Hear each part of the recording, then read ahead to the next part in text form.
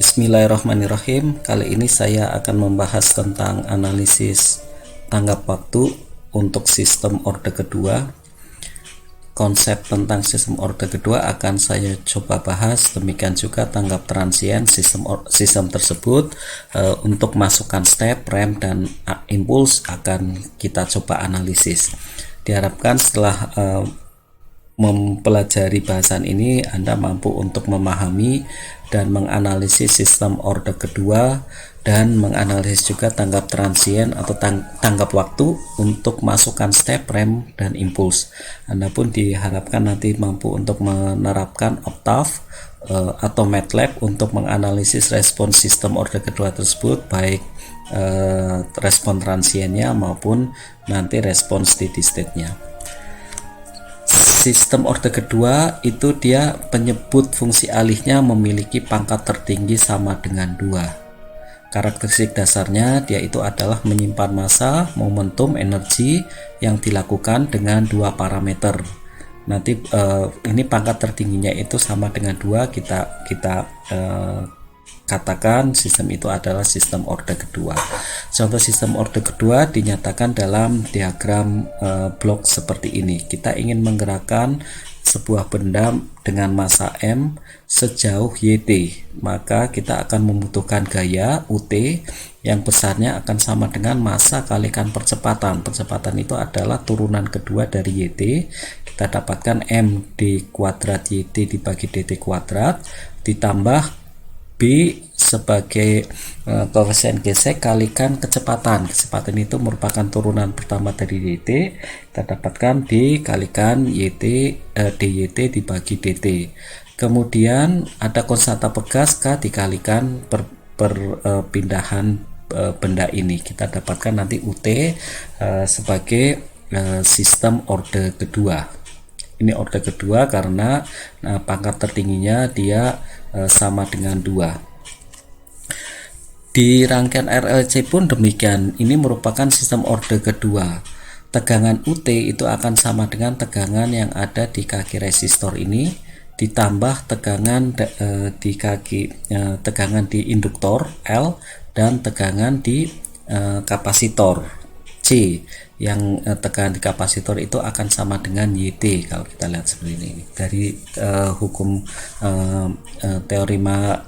hukum Thevenin kita bisa hukum Kirchhoff kita bisa mengetahui bahwa UT itu akan sama dengan VR tambah VL tambah VC. Tegangan di VR itu akan sama dengan R kalikan IT. Kemudian L sebagai komponen penyimpan arus, tegangan di L ini akan sama dengan L kalikan turunan pertama dari arus, yaitu DI T dibagi DT. Berikutnya ditambah YT, di mana nanti IT itu yang mengalir melalui C ini itu akan sama dengan C kalikan DYT dibagi DT. Jadi arus yang mengalir ke di kapasitor itu akan sama dengan C dikalikan perubahan tegangan yang ada di C, di kaki-kaki C ini. Kita nyatakan seperti ini, kemudian kita coba substitusikan IT ini ke dalam persamaan UT. Kita dapatkan R kalikan C dikalikan DYT per DT ini ya. Ini adalah tegangan yang ada di kaki R ditambah L kalikan C kalikan I-nya kita lakukan diferensiasi lagi memberikan D kuadrat YT dibagi DT kuadrat ditambah YT. Ini adalah ini pun merupakan sistem orde kedua. Nah, bentuk umum sistem orde kedua itu kemudian bisa kita nyatakan seperti ini, bahwa kita berikan ya D kuadrat YT dibagi DT kuadrat tambah 2 zeta omega n DYT per DT tambah omega n kuadrat kalikan YT sama dengan K kalikan omega n kuadrat UT, yang kemudian bisa kita nyatakan nanti dalam fungsi alihnya itu YS dibagi RS itu nanti akan sama dengan, atau ini US ya kalau kita mengacu ke sini, itu akan sama dengan K kalikan omega n kuadrat dibagi S kuadrat. S kuadratnya dari ini ditambah 2 zeta omega n S, ini kita dapatkan dari sini, ditambah omega n kuadrat kita dapatkan dari sini, sedangkan K omega n kita dapatkan dari sini. Nah, ini adalah bentuk umum sistem order kedua. Pangkat tertingginya itu akan sama dengan 2. K itu kita sebut nanti sebagai gen dari sistem. Kemudian zeta itu adalah rasio peredaman, atau kita katakan disebut juga sebagai damping rasio. Kemudian omega n ini adalah frekuensi alami yang tidak teredam, kita sebut sebagai undammed ya, natural frekuensi. Nah, kita bisa menentukan nanti root atau poles ya, poles dari fungsi alih ini. Poles ini bisa kita dapatkan itu dari penyebutnya. Kalau kita mempunyai penyebut S kuadrat tambah 2 zeta omega ns ditambah omega n kuadrat, ini adalah persamaan kuadrat yang kemudian kita akan mencari S1 S2. Dengan menggunakan rumus ABC, Anda bisa mendapatkan bahwa S1-nya S1 S2 akan sama dengan minus B plus minus akar ya 4 B kuadrat dikurangi 4AC dibagi 2A. Anda tinggal masukkan saja, A-nya sama dengan 1, B-nya sama dengan 2 zeta omega n, C-nya sama dengan omega n kuadrat. Anda akan mendapatkan S1 sama dengan minus zeta omega n dikurangi omega n akar zeta kuadrat kurangi 1, dan S2 nya ini hanya berganti tanda di bagian belakang ini saja gitu. Nah, dari sini kita akan bisa mendapatkan 3 kasus. Kasus yang pertama itu kalau misalnya zetanya itu sama dengan 1, atau damping rasionya ini sama dengan 1, akan memberikan di bagian sininya akan memberikannya S1 itu akan sama dengan S2. Ini kita sebut sebagai redaman kritis atau critically damped ya. Kemudian kalau zeta lebih dari 1, maka kita katakan ini adalah redaman lebih atau overdamp ya, overdamp, yang akan memberikan nanti S1 dan S2 itu dia real ya, real dan berbeda. Kemudian kalau zeta itu dia kurang dari 1, antara 0 sampai 1, maka kita sebut ini sebagai redaman kurang, atau kita sebut nanti sebagai underdamped. Underdamped akan memberikan nanti S1 dan S2 itu dia merupakan kompleks konjugat, karena akar di bawah sini zeta kuadrat kurangi 1 dia akan menghasilkan negatif, akan menghasilkan bilangan kompleks ya, akan menghasilkan di sini J. Nah, bentuk umum tersebut kemudian kita bisa nyatakan dalam blok diagram seperti ini. Ini masukannya RS, kemudian ini error sama dengan RS dikurangi CS, kemudian ini adalah sistem order keduanya kita nyatakan sebagai omega n kuadrat dibagi S kalikan S plus 2 zeta omega n. Dan kita bisa mendapatkan fungsi alih loop tertutupnya ini akan sama dengan WN kuadrat dibagi S kuadrat tambah 2 zeta omega ns tambah omega n kuadrat. Kita nanti bisa seperti yang bentuk sebelumnya, kita akan dapatkan nanti akar-akarnya itu, atau kita melakukan pemfaktoran, ini omega n kuadrat dibagi akan sama ini ya, akan sama dengan S ditambah zeta omega n tambah J WD. Kita mempunyai satu parameter lagi yang nanti bisa kita definisikan, kemudian S ditambah zeta omega n dikurangi J WD. Nanti WD itu dia nilainya akan sama dengan omega n akar 1 dikurangi zeta kuadrat. Nah, diharapkan Anda nanti bisa mencoba menurunkan dari persamaan pol-pol ini, kemudian Anda coba masukkan nilai polnya, nanti Anda coba masukkan, Anda bisa mendapatkan nilai yang sama gitu. Kemudian omega D ini kita sebut sebagai frekuensi yang teredam. Zeta tadi sudah sebagai rasio redaman, omega n ini adalah frekuensi alamiah yang tidak teredam. Kemudian bentuk umum yang lain itu adalah kalau misalnya ada parameter K-nya di sini muncul K yang sehingga kita bisa mendapatkan fungsi alihnya itu di sini ada penguat ya yang kita sebut sebagai K. Bentuk diagram bloknya itu adalah seperti ini gitu. Ini ada penguatnya, kemudian ini ada feedbacknya sebesar 1/K. Silakan nanti Anda dengan rumus ya, dengan rumus GS dibagi 1 plus GS .HS Anda bisa mendapatkan fungsi alihnya itu adalah seperti ini. Nah, dari sini pun kita nanti bisa mendapatkan kita melakukan pemfaktoran yang bagian bawah ya.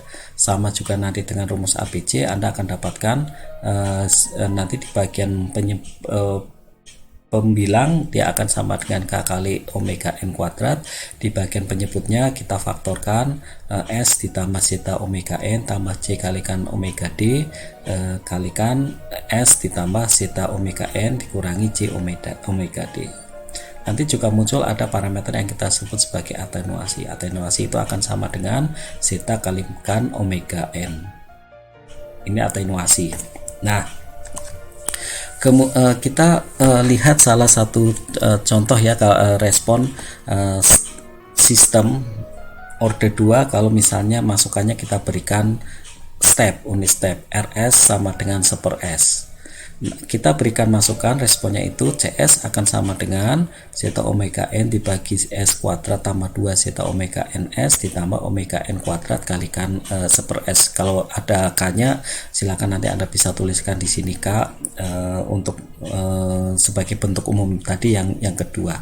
Nah, kemudian dari sini kita bisa melakukan pemfaktoran. CS itu akan sama dengan 1/S dikurangi S ditambah omega n dibagi S ditambah zeta omega n kuadrat tambah omega D kuadrat dikurangi omega n dibagi S ditambah zeta omega n kuadrat tambah omega D kuadrat. Jadi nanti Anda mencoba ya mencari ini A dibagi S ditambah B dibagi yang bagian sini ditambah C dibagi dengan yang ini, Anda akan dapatkan A-nya itu sama dengan 1, B-nya sama dengan S ditambah omega n, C-nya akan sama dengan minus omega n gitu. Dari sini kemudian kita bisa melakukan transformasi Laplace ya, balik untuk mendapatkan respon waktu dari sistem. CT akan sama dengan 1/S, ini Laplace baliknya itu adalah 1. Kemudian bagian yang kedua ini kita bisa menyatakan sebagai minus E pangkat zeta omega nt kemudian kalikan kosinus omega dt ditambah zeta dibagi akar 1 dikurangi zeta kuadrat sinus omega d t ya, yang kemudian kita bisa nyatakan nanti sebagai 1 dikurangi E pangkat minus zeta omega nt dibagi akar 1 dikurangi zeta kuadrat sinus omega dt ditambah arkus tangen dari akar 1 dikurangi zeta kuadrat dibagi zeta kuadrat. Ini untuk T sama dengan 0. Kita nanti akan mencoba menganalisis sistem ya dengan nanti memperhatikan zetanya omeganya zetanya untuk melihat apakah dia underdamped, overdamped atau dia critically damped gitu. Nah, ini dari persamaan CT itu nanti kita akan bisa mendapatkan perilaku dinamik dari sistem ini. Kita melihat nanti untuk yang overdamped dia itu agak melandai. Ini kan melandai ya. Kemudian yang underdamped atau redaman kurang, respon sistemnya itu dia cepat. Namun kemudian dia akan memunculkan osilasi ya, akan memunculkan osilasi yang dia menyebabkan adanya puncak-puncak seperti ini. Kalau misalnya terlalu besar maka akan bisa menyebabkan dia itu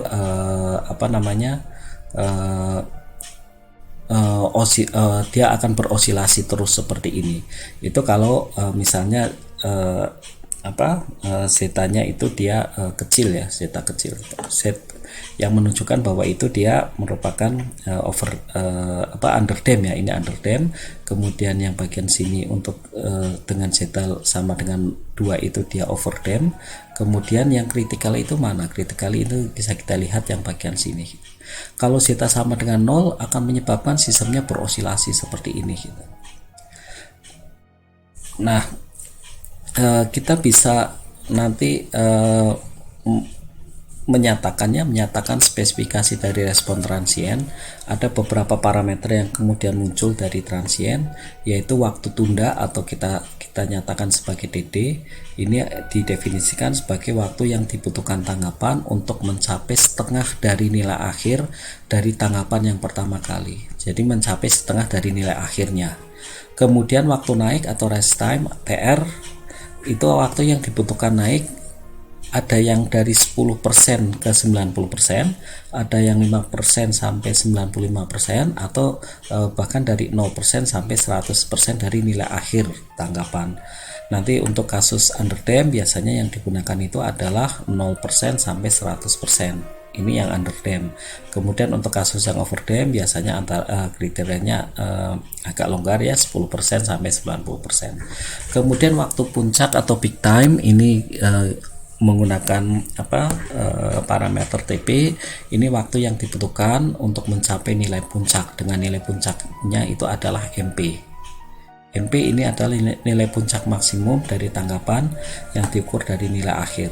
Ini MP. Kemudian waktu settling atau settling time atau TS itu waktu yang dibutuhkan tanggapan untuk mencapai nilai akhir dari tanggapan dan tetap berada pada nilai pada range tertentu, biasanya adalah 5% atau 2%.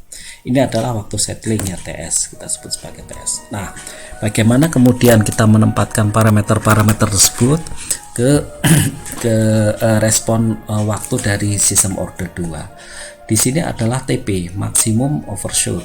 Kemudian ini adalah TD ya, delay, untuk bisa menghasilkan respon 0,5. TR bisa diukur dari 0 sampai 100. Karena ini adalah yang underdam, maka kita menggunakan yang 0 sampai 100.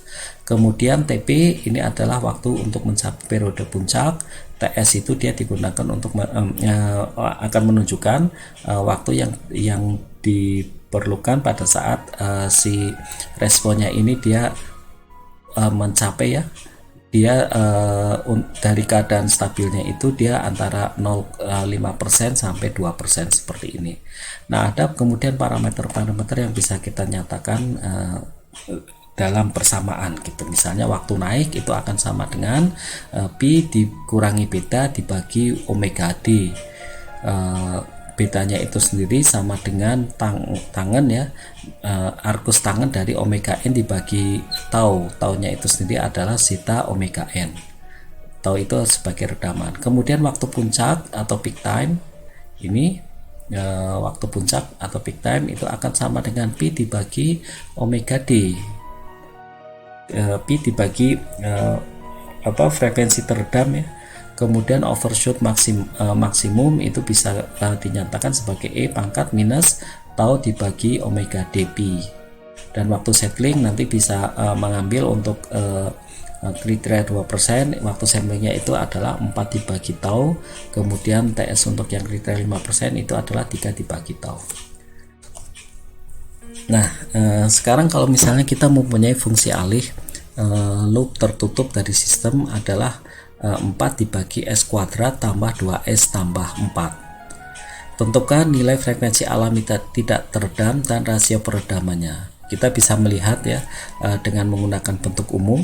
Ini bentuk umumnya. Omega n-nya kita melihat dari bagian bawahnya dulu gitu. Omega n kuadratnya sama dengan 4. Berarti kita bisa menyatakan omega n sama dengan akar 4 ya. Sama dengan 2. Di manakah zeta? Zeta itu akan ada di ini ya, zeta itu akan di sini. 2 zeta omega n sama dengan 2. Dengan omega n-nya sama dengan 2, kita dapatkan zetanya itu adalah 0,5. Yang bagian atas omega n-nya dia juga akan sama dengan 4. Nah, kasus beta kalau misalnya di sini 3 gitu. Kalau 3 berarti ada parameter K di sini, Anda bisa menyatakan nanti K-nya itu berapa gitu. K kalikan omega n kuadrat sama dengan 3, omega n kuadratnya sama dengan 4, berarti K-nya akan sama dengan berapa? 3/4 ya, 3/4 gitu. Ya, seperti itu. Anda bisa menyatakan nanti untuk berapa omega n-nya, berapa zetanya. Nah, dari sini kita bisa melihat bahwa sistem ini adalah underdamped karena zetanya atau rasio redamannya dia di bawah 1, dia antara 0 sampai 1. Bagaimana kemudian respon sistem gitu? Respon sistemnya ya, dari bentuk ini sudah underdamped. Anda pun nanti berapa bisa menentukan omega D-nya, frekuensi teredam, kemudian redamannya, kemudian beta dengan menggunakan persamaan seperti ini. Dimasukkan nilainya, Anda akan mendapatkan nilai-nilai parameter termasuk juga TR, TP, maksimum overshootnya, kemudian waktu settlingnya ini bisa didapatkan. Nah, bagaimana kemudian kita mengimplementasikannya menggunakan Octave untuk kemudian menganalisis respon step dari sistem order 2 ini. Misalnya fungsi alih transfernya 4 dibagi S kuadrat tambah 2S tambah 4, kita bisa nanti menggunakan fungsi step ya. Step dari GS ini kita bisa mendapatkan grafik fungsi waktu seperti ini gitu. Kita bisa melihat ini adalah MP-nya ya. Ini MP-nya. MP-nya bisa dihitung dari nilai stabilnya. Di sini ini adalah MP-nya. Kemudian TP-nya itu ada di sini 0 di bawah antara ya sekitar 1,8an. Nanti Anda bisa juga memplot ya dengan menggunakan step info untuk bisa mengetahui berapa MP-nya, berapa TP-nya. Kemudian ini adalah rise time ya. Rise time-nya dia menggunakan 10% sampai 90%, dan yang hijau ini adalah unit stepnya. Ini unit stepnya yang dikehendaki gitu. Kita bisa melihat bahwa tanggapan respon transient yang underdamped itu akan memunculkan bagian yang osilasi seperti ini, tapi dia meluruh, osilasi tapi kemudian meluruh seperti ini. Baik, itu yang bisa saya sampaikan tentang sistem order kedua dan tanggap waktu baik transient maupun steady state-nya. Terima kasih Mas dan Mbak sekalian, mudah-mudahan bisa